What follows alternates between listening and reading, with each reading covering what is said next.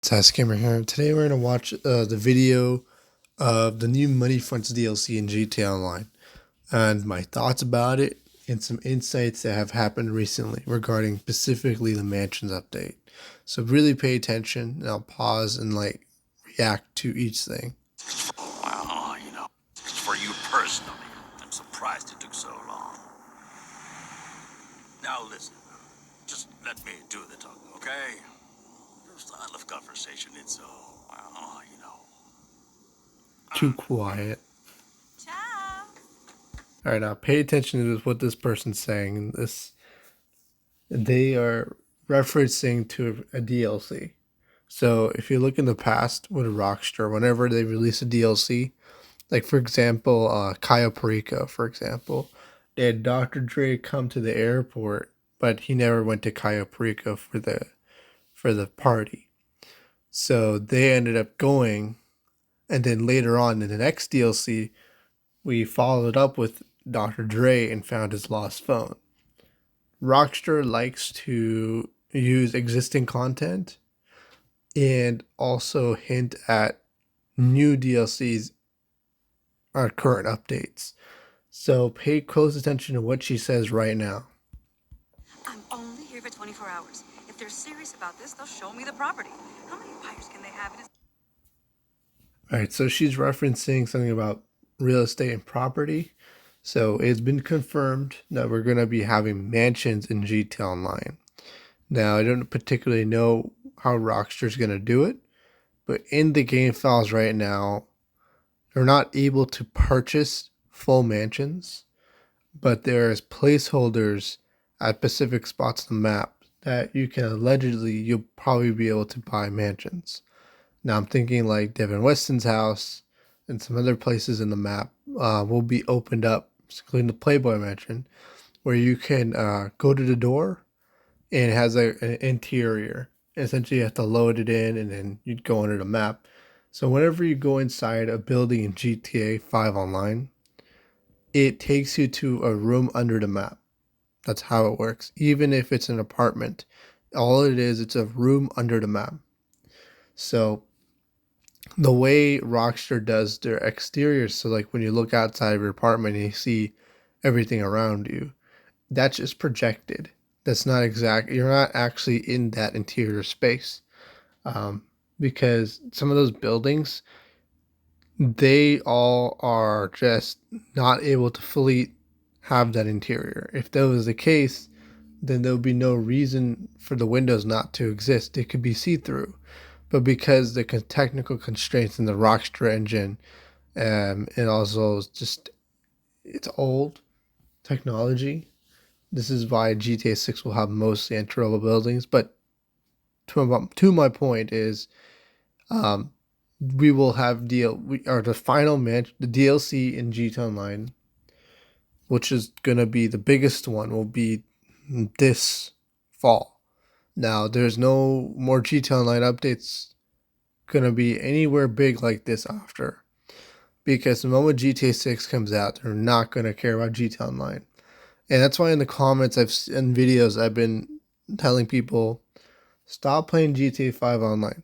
Focus on something else you want to do. A lot of people just religiously grind in this game, and they don't really think of the long-term perspective. I myself, I am a grinder. I've been a grinder. I've done everything in the game. I've done events in the game. I've explored every part of the map. I've done everything this game has offered. Um, it simply isn't good anymore. It's not. They put the most minimum content out there, and people keep playing it, and that just tells Rockstar to keep pushing out updates that are low quality and drip feed and GTA Plus, because that's what people want. People are willing to pay for. So Rockstar's going to do what the market's going to do, the easy way. So my point is that if you're at this point in GTA Online's life cycle and you're starting new, I would really advise not to spend money, because eventually all the currency in the game, all the Rockstar shark cards, all that stuff will not matter as squat, because when GTA 5 Online comes with the online version, after a month it comes out, which it will. which it will, it's going to have nobody's going to play GTA 5. Just remember that. All the money you grinded, all the billions of dollars you're trying to grind, it will not matter at the end of the day. It's just a number in a video game. It's just digital life. Don't use GTA Online as like a real job. If you don't like selling MC vans or this and that or this and that, just get a modded account. Go buy an account. It's cheap. You can get I got one for $15 from was some website. Don't I think it was one of El Dorado, I believe. And that was legit. It was good. So and yes, it counts at risk of getting banned. But at any point in GTA, if you know Rock, if you played the game long enough, any point, it doesn't matter what the hell you do, you can get banned for any reason anyway. Like for example, I was cursing in a voice chat, and they literally Rockstar sent me an email saying, "Hey, we received a report."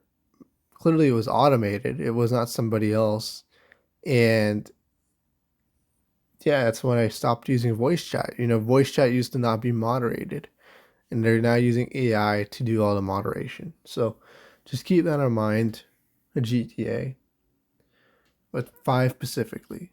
But the good thing is we're gonna have one big DLC and one big send off. Now I don't expect any sort of Michael DLC as much as people thinking about and praying for. You guys set your expectations because have we ever got anything for the past like what 4 years? Anything good since 2020? Since Cayo Perico came out? No, because ever since 2020, that's when GTA 6 development really was being focused on. That's why the GTA Online team got smaller and they put everybody on GTA 6 Online. And that's why all the updates have been very small. I think people need to understand that this game is about making money. Rockstar at the end of the day wants to make a profit. They spent over $3 billion in making this game, which is one of the biggest budgets a game can have. And they're going to expect a profit. And same with Take Two Interactive. It's their interest to try to promote and sell this game to us. To make the most important thing nowadays in the real world now is eyeballs, attention. That's why Netflix has video games on it because it's about retention. It's about how many eyeballs you can have, how much attention can you have because our attention spans are so limited.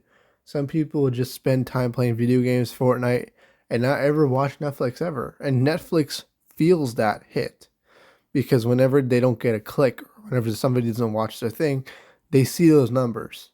And so their goal is always about improving numbers. So all these firms at the end of the day, entertainment or gaming or whatever, they're all fighting for your attention. So, eventually GTA 6 when it comes out, it's going to become so competitive because it's going to beat Fortnite, it's going to beat Forza, it's going to beat Microsoft Flight Simulator. It's the ultimate game in one. That's what GTA has always been about. Yes, it's a criminal role playing game, but it's also expanded to even with the GTA Online updates, a more traditional roleplay game, a bit of aspects of that. And I'm sure that's what they learned with the Fivem acquisition. But what I'm saying is that GTA itself has changed and adapted over the years. And I think people need to set their expectations. As for me, I want to disclose I'm an investor of Take Two Interactive. I have 3 shares in the company. Um, so I certainly am betting on the success of this game and I really think it will be successful. I mean, if it was, then I would not put my money on it. Um, so all I can say is I hope, as a big GTA fan, that I see that GTA 6 really takes over. Right now, we got currently a couple of months of Fivem still under about a year, 8 months. Fivem Fivem already dropped in popularity ever since Rockstar acquired it. Dropped it was at 250,000 players, and then once they started enforcing their new rules and the leakers and all the bad people behind that started taking over 5M and all the original founders and developers left. Everything's changed. That's why 5M hasn't it's stagnated. It's not there's no been bug fixes, Even though they have source code access, the game still runs terribly. On Fivem runs terribly on modern GPUs when it shouldn't. Story mode runs better, including with mods. So Fivem right now is very stagnant.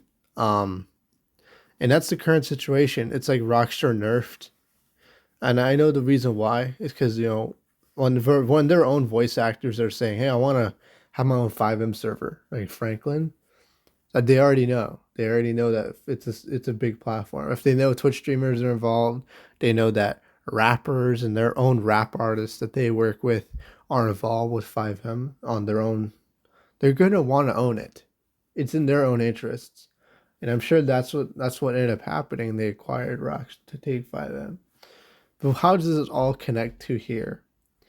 This connects to the inspiration of this update because when Rockstar acquired Fivem, had an interest in Fivem, they seen the potential of roleplay and adding mansions and a lot of these Fivem type things.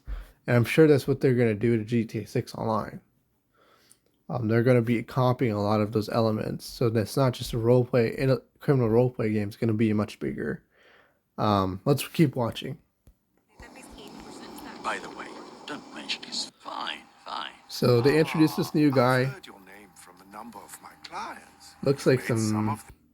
looks like some generic ass you know, Mission Impossible evil character guy, It's Mr. Faber. Oh, I'll go to get my tea. So anyways, all they're introducing is this new dude that's trying to sell us on buying his properties. That's it. And we're buying properties in the game that we had in GTA 5 single player. So they already have all the assets and stuff. They're not actually creating any new interiors or anything. Barely. Barely. Probably take somebody at Rockstar, one person. I bet you there's only 5 people on the Rockstar GTA Online team. Considering with all the work, like the mocap suits with these voice actors and these little 5-second cutscenes, and the main person, the cutscene, never talked to him ever again. It's just funny to me. It's funny because it's not some work that clearly is a big team is doing. Because if there's a big team behind it, like it was in the past, this would not be passed. But their justification is because they're working on GTA 6. Um, so that's it. That's my thoughts of this whole DLC, everything regarding GTA's current state of the game and Fivem as well. Things are a bit stagnant in the community. A lot of people are a bit bored of the game, the content, and a lot of people are defending this game like religiously. Y'all need to get a wake up call. Just all the grinding you guys are doing right now is pointless. It's pointless. They're just trying to make sure that you log in the game and play every day like it's a job. If you do not like something, you do not like it, don't play it. That's why I play a lot of different games nowadays. Um, I sound like a degenerate suggesting that, but that's my opinion. I think it's better if people start playing other games than GTA. Just shows, hey, that we are ready for GTA 6 and we don't want to delay. You have no choice, but you need to keep us entertained, or else we're not going to give you money. And that's the message we should be giving Rockstar if we want GTA 6. Now, you don't have to agree with me, but that's the reality. That's the truth with any game company. They have to retain their player base as much as they can, especially if you look at Enzoy, supposed to be the Sims killer. On launch, it was terrible, even though it was early access. I don't get the fucking point. If it's early access, make sure it's just good. This game was running terribly with performance problems. And it looked nice, good character creator, but that's like the only a good appeal, I would say. There's a lot of things that are missing from The Sims from here. Not to mention Sims has a really good modding community. So it's not fair to call it's the Sims killer. But that game lost a lot of retention because I don't know the particular reasons, but those developers are anxious to try to get some way get people playing their game because that's what microtransactions come, creative content comes, content creators come. That's why Fivem was acquired. It was one of those things that Rockstar saw a lot of potential in. It's not free, but they saw retention They saw value in it. They saw eyeballs. They saw people playing it. That's why they continued so long to get away with delaying GTA 6. If everybody quit GTA 5 right now, I'm just saying hypothetically, GTA 6 would release this year. Doesn't matter what happens. It would fucking hire 300 more people and it'd ramp up the production because they know that the risk of losing is not a good idea. But that's my theory. That's my thoughts.